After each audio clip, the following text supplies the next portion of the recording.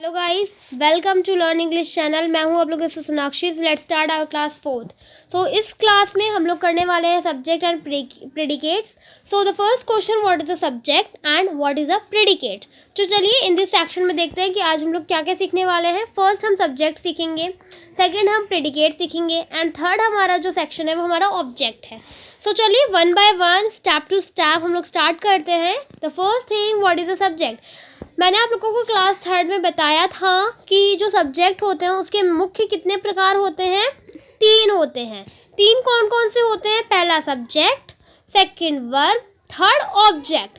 This is the main 3 kinds of sentences. Okay, so इसी के accordingly यहाँ पे हमें पहले सेक्शन में सब्जेक्ट सिखाया गया है, यानी कि आज हम एक एक चीज़ को देखेंगे कि सब्जेक्ट बनते कैसे हैं, what is the subject, and second हम प्रेडिकेट देखेंगे और फिर हम थर्ड में हमें ऑब्जेक्ट करेंगे। ठीक है, चलिए शुरू करते हैं। What is the subject. यहाँ पे देखो दिया गया है सेंटेंस की संरचना। क्या दिया गया है? सेंटेंस की संरचना। The 2 things of subject, first second predicate. यानी कि हम सेंटेंस में 2 चीज़ यहाँ पे बताई गई है, एक सब्जेक्ट एक प्रेडिकेट। सो चलिए देखते हैं वन बाय वन। फर्स्ट हम स्टार्ट करते हैं subject. What is the subject? The part of which names the person और things we are speaking about is called the subject of the sentences. मैंने आप लोगों को क्लास 3rd में भी बताया था कि what is the subject, but यहाँ पे डेफिनेशन के अकॉर्डिंग इट्स गुड। तो चलिए मैं आप लोगों को डेफिनेशन की पूरी एक बाय वन डिटेल समझाती हूँ। यानी कि वाक्य में जिसके बारे में कोई बात कही गई है, जैसे मैं बोल रही हूँ रमेश खाना खा रहा है, मुझसे कोई आके बोलता है कि रमेश खाना खा रहा है। यही एग्जाम्पल मैंने 3rd चैप्टर में दिया था, तो listen to carefully for my voice. Okay, Ramesh खाना खा रहा है, यहाँ पे किसी की बात कह गई है, तो पहले तो हम इससे सब्जेक्ट की पता कर सकते हैं। सेकंड, सब्जेक्ट को पता करने के लिए जो व्यक्ति उस सेंटेंस में काम कर रहा है वो सब्जेक्ट कहलाता है। Is it clear? क्या क्लियर हुआ कि सब्जेक्ट की पहचान करने का 2 तरीका यहाँ पे बताया गया। पहला कि उस सेंटेंस में जिसकी बात हो रही है वो सब्जेक्ट है। सेकंड, आपका यहाँ पे बोला गया है कि जो अगर आपको उससे समझ नहीं आता कि जिसकी बात हो रही है वही सब्जेक्ट है, ऐसा नहीं है। बहुत से सेंटेंसेस होते हैं जिसमें बात किसी और की हो रही होती है बट सब्जेक्ट कोई और होता है। ठीक है, तो लेकिन सिंपल सेंटेंस में आप जिसकी बात हो रही है ना, आप उससे पता लगा सकते हो। जैसे एग्जाम्पल में बोलती हूँ रमेश खाना खा रहा है, तो यहाँ पे किसकी बात हो रही है? रमेश की बात हो रही है। Is it clear? अब नेक्स्ट एग्जाम्पल में बोला गया था कि उस वाक्य में जो काम कर रहा है, तो वही एग्जाम्पल मैं मान लेती हूँ। जैसे मैंने बोला कि रमेश खाना खा रहा है, यहाँ पे जो काम कर रहा है वो रमेश कर रहा है। Is it clear? So that's clear what is the subject. यहाँ पे हो गया डेफिनेशन के अकॉर्डिंग, यहाँ पे आपको फुल टू फुल समझा दिया। अच्छा, यहाँ पे एग्जाम्पल दिया है, देखो यहाँ पे एग्जाम्पल है एक सब्जेक्ट एक प्रेडिकेट। यानी कि हमने अभी बोला कि हम सब्जेक्ट की पहचान कैसे कर सकते हैं। There are 2 types of identify of subject. First, उस सेंटेंस में किसकी बात हो रही है, शॉर्ट फॉर्म बता रही हूँ। सेकंड, कि उस सेंटेंस में जो काम कर रहा है। That is clear? ओके, सो यहाँ पे बोला Sita is reading a newspaper. अब हमें यहाँ पे सब्जेक्ट छांटना है। यहाँ पे ऑलरेडी दिया है बट एक एग्जांपल के अकॉर्डिंग मुझे यहाँ पे सब्जेक्ट छांटना है, तो मैं क्या बोलूँगी? सीता, क्योंकि यहाँ पे बात सीता की गई है। अगर सीता नहीं होती तो न्यूज़पेपर कौन पढ़ता? कोई नहीं पढ़ता। ठीक है, और यहाँ पे सेकंड पहचान कैसे हो रही है कि यहाँ पे जो कार्य कर रहा है वो भी सीता कर रही है, क्योंकि अगर सीता नहीं होती तो न्यूज़पेपर भी कोई नहीं पढ़ता। Is it clear? Next example है Ram writes a letter. Ram letter लिखता है, यानी कि राम पत्र लिखता है। अगर यहाँ पे राम नहीं होता तो पत्र कौन लिखता? ठीक है, और दूसरा कि यहाँ पे बात भी राम की गई है। चलिए ओके, और ये जो प्रेडिकेट्स दिए गए हैं, प्रेडिकेट मतलब यू कैन से वर्ब, वर्ब और ऑब्जेक्ट को मिलाकर आप कह सकते हो कि दैट इज प्रेडिकेट। ठीक है, अच्छा नेक्स्ट है उपरोक्त वाक्य में राम सीता सब्जेक्ट के रूप में प्रयोग किया गया। यहाँ पे मैंने अभी यही बोला था कि जो राम और सीता है वो किसके यूज़ किए गए हैं, सब्जेक्ट के अकॉर्डिंग। बी ऑप्शन में अगर हमें सब्जेक्ट की आइडेंटिफाई करनी है तो हम कैसे करेंगे, पढ़ते हैं। सब्जेक्ट में नाउन अथवा प्रोनाउन का प्रयोग किया जाता है जो एक वचन और बहुवचन रूप में। ये तो आप लोग जानते होंगे कि सेंटेंस बनाते समय हम कोई भी ले सकते हैं। हम किसी नाउन का भी यूज़ कर सकते हैं। नाउन मीन्स हम किसी का नाम ले सकते हैं, किसी प्लेस का नाम ले सकते हैं, किसी थिंग्स का नाम ले सकते हैं और किसी इंसान का भी नाम ले सकते हैं। और प्रोनाउन मीन्स जो प्रोनाउन होते हैं उनका मतलब होता है किसी क्रिया, प्रोनाउन यानी कि किसी सर्वनाम को भी ले सकते हैं, जैसे वी, आई, वी, यू, दे, ये सब आप जानते होंगे कि what is a noun and what is a pronoun. ठीक है, तो हम किसी इनका भी प्रयोग कर सकते हैं, नो प्रॉब्लम, क्योंकि जब भी हम कोई सेंटेंस बनाते हैं उसके लिए सब्जेक्ट, अगर आपको कभी सब्जेक्ट की पहचान करनी है तो याद रखिएगा उसमें प्रोनाउन, जिस सेंटेंस में प्रोनाउन दिया है, ठीक है, जिस सेंटेंस में प्रोनाउन या फिर नाउन दिया है वही हमारी क्या है, सब्जेक्ट है। थर्ड तो ये हो गया पोर्शन पता लगाने का। अच्छा सेकंड हो गया पोर्शन। थर्ड पोर्शन है सब्जेक्ट या एक से अधिक शब्दों से बन सकता है।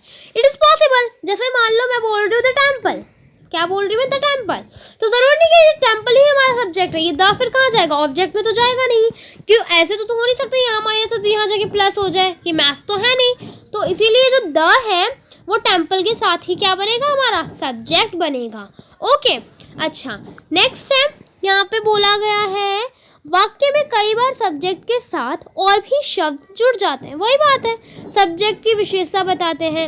अब मैं कह सकती हूँ कि किसी चीज़ की एडजेक्टिव, किसकी विशेषता बतलाना, कोई आर्टिकल आ सकता है, जैसे अ पर्सन, ठीक है, एक पर्सन वहाँ खड़ा है, a person is standing here there, ठीक है, तो कोई आर्टिकल आ सकता है, कोई डिटर्मिनेशन आ सकती है, कोई एडजेक्टिव आ सकती है, कुछ भी आ सकता है, क्योंकि अगर आप कभी सेंटेंस बनाओगे तो उसमें सब्जेक्ट आपको अलग ही पता चलेगा, ठीक है।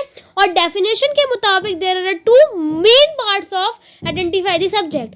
फर्स्ट, हमारा जो व्यक्ति जिसके बारे में वहाँ बात हो रही है वो सब्जेक्ट होता है। सेकंड, वो जो उस कार्य को कर रहा है, ठीक है। अच्छा, डी पार्ट में बोला गया है कई बार वाक्य में सब्जेक्ट के स्थान पर इट, देयर, इन्फिनिट, जेरेंट और क्लूज जैसे शब्द का भी प्रयोग होता है। अच्छा, अभी मैं वन बाय वन बताती हूँ कि what is the it, there, infinite, gerund and clause, ये सब क्या होते हैं। देखो यहाँ पे एग्जाम्पल के अकॉर्डिंग है, जैसे यहाँ पे बोला गया है फर्स्ट एग्जाम्पल में इट इज 9 o'clock, ठीक है। यहाँ पे बोला गया ये प्रोनाउन है, इट क्या है हमारा प्रोनाउन। मैंने बोला था ना सब्जेक्ट की पहचान करने के लिए हमें बी एग्जाम्पल में बोला गया था कोई नाउन या प्रोनाउन भी हो सकती है, सो इट से पता चल गया कि ये प्रोनाउन है और ये सब्जेक्ट भी है। यहाँ पे बोला गया walking is a good for health. देखो जो वॉकिंग है वो हमारी क्या है, वर्ब है। वर्ब, देखो जब भी कोई सेंटेंस, ये बहुत इंपॉर्टेंट बात है, प्लीज ध्यान से सुनना एवरीवन, जब भी कोई सेंटेंस वर्ब से स्टार्ट होती है यानी कि क्रिया से स्टार्ट होती है उसके साथ आईएनजी जुड़ जाता है। क्या जुड़ जाता है, आईएनजी। अगर आप ये कहोगे कि walk is good for our health तो ये सेंटेंस रॉन्ग हो जाएगा। रिपीट कर रही हूँ, जब भी किसी सेंटेंस की स्टार्ट वर्ब से होती है उसके साथ आईएनजी जुड़ जाता है, ओके, और उसे जीरंड कहा जाता है। क्या कहा जाता है, जीरंड, ओके।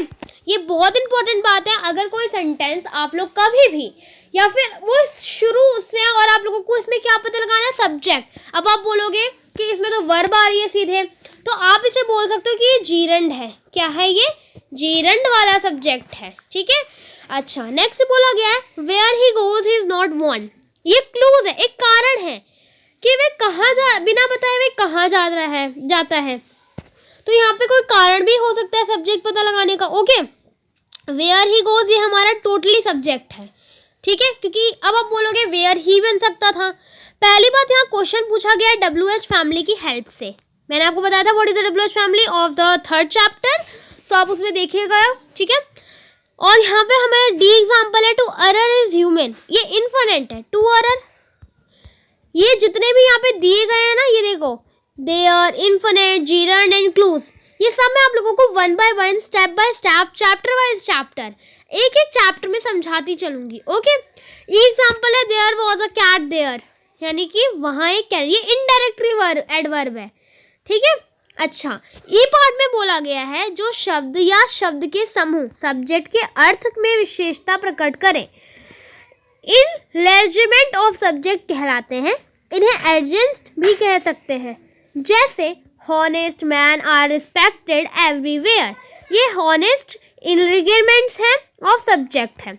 अच्छा, यहाँ पे बोला गया है जो शब्द या फिर शब्दों के समूह में सब्जेक्ट की विशेषता बताई जाए, जैसे यहाँ पे बोला ना हॉनेस्ट, क्या बोला यहाँ पे, हॉनेस्ट, तो हॉनेस्ट एक ईमानदार हुआ, और आर रिस्पेक्टेड यानी कि यहाँ पे कोई निश्चित वो नहीं है, कोई मैन नहीं लिखा है यहाँ पे कि हम पता लगा ले कि या दिस इज वो एक्चुअल क्या कहता है, दिस इज सब्जेक्ट। तो जब भी अगर किसी शब्द के समूह में आप लोगों को विशेषता बताई जाए तो उसे फर्स्ट थिंग क्या कहते हैं, इनलार्जमेंट्स कहते हैं, और फिर वही हमारा सब्जेक्ट होता है। जैसे यहाँ पे बोला गया ना कि हॉनेस्ट, जो हॉनेस्ट है वो ईमानदार होता है, ईमानदार मान, ठीक है, ईमानदार, तो यही हमारा क्या है, यही हमारी सब्जेक्ट है। जब भी किसी की विशेषता बतलाते हैं तो उसे भी हम सब्जेक्ट कहते हैं, जब हमारा उसमें कोई मैन का सब्जेक्ट नहीं होता, ठीक है। अब चलिए हमारा ये क्लियर हुआ, is it clear what is the subject. चलिए मैं एक बार शॉर्ट फॉर्म में बताती हूँ कि सब्जेक्ट की पहचान करने का मुख्य रूप है कि उसमें जो काम हो रहा है, उसमें जो काम हो रहा है, वो जो काम कर रहा है वो व्यक्ति, और किसी चीज़ के बारे में बताया जाने वाला व्यक्ति, ठीक है। नेक्स्ट है predicate. So let's start, what is a predicate. A predicate tells us about the action or state of the subject in a sentence। यानी कि predicate लैटिन भाषा से लिया गया है शब्द है। फर्स्ट हम यहाँ समझ लेते हैं कि व्हाट इज अ प्रेडिकेट, क्योंकि ये प्रेडिकेट जो लिखा है ना, ये सुनने में बहुत अजीब नाम है। क्या नाम है ये, बहुत अजीब नाम है, प्रेडिकेट। सो ये पहली बात कि लैटिन भाषा से लिया गया है, ठीक है। नेक्स्ट कि ये होता क्या है, जिसके अर्थ में टू प्रोक्लेम, अर्थात वाक्य में सब्जेक्ट के बारे में जो कुछ कहा जाए वह प्रेडिकेट कहलाता है। वाक्य की वर्ब और ऑब्जेक्ट मिलकर प्रेडिकेट बनते हैं। That is very simple. यहाँ पे हमने एक एग्जांपल पढ़ा था ना, सीता, यहाँ पे तो हमें सब्जेक्ट समझा रहे थे, लेकिन ये प्रेडिकेट लिखकर ये दे दिया था। मैंने आपसे पहले ही बोला था कि सब्जेक्ट को निकालकर आपका जो वर्ब और ऑब्जेक्ट होता है, इन दोनों को मिलाकर ये प्रेडिकेट बन जाता है। Already I am telling you, okay. So मैंने आप लोगों से पहले ही कहा था, so the predicate is fine. क्या होता है प्रेडिकेट, यानी कि सब्जेक्ट को छोड़कर, सिंपल फॉर्म में समझाऊंगी, सब्जेक्ट को छोड़कर वर्ब और ऑब्जेक्ट को हम शॉर्ट नेम दे तो वो प्रेडिकेट कहलाता है, ठीक है। या फिर टू प्रोक्लेम, ये भी हो सकता है जिसका अर्थ टू प्रोक्लेम होता है। प्रेडिकेट का मतलब होता है टू प्रोक्लेम। क्या होता है प्रेडिकेट मतलब, टू प्रोक्लेम, ठीक है। और ये होता क्या है, इसका यूज क्या है सेंटेंस बनाने के लिए, कि वर्ब और ऑब्जेक्ट दो दो नाम बोलने के लिए यहाँ पे इसका शॉर्ट नाम दे दिया गया है, क्या, प्रेडिकेट, ठीक है। Is it clear, okay. Next देखते हैं कि व्हाट इज द प्रेडिकेट्स। यहाँ पे कुछ एग्जांपल दिया है प्रेडिकेट के, जैसे देखो यहाँ पे बोला Ram has done his work, Ram अपना काम कर चुका है। यहाँ पे देखो सब्जेक्ट आपको पता ही था कि जो इंसान जिसकी बात हो रही हो, एक वो होता है सब्जेक्ट की पहचान, और सेकंड होता है जो उसमें काम कर रहा हो, ठीक है।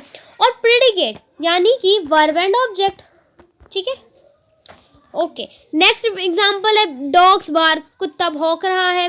वी रीड आवर बुक, हम अपनी किताब पढ़ रहे हैं। दे प्ले, वे खेल रहे हैं, ठीक है। बी ऑप्शन है प्रेडिकेट का।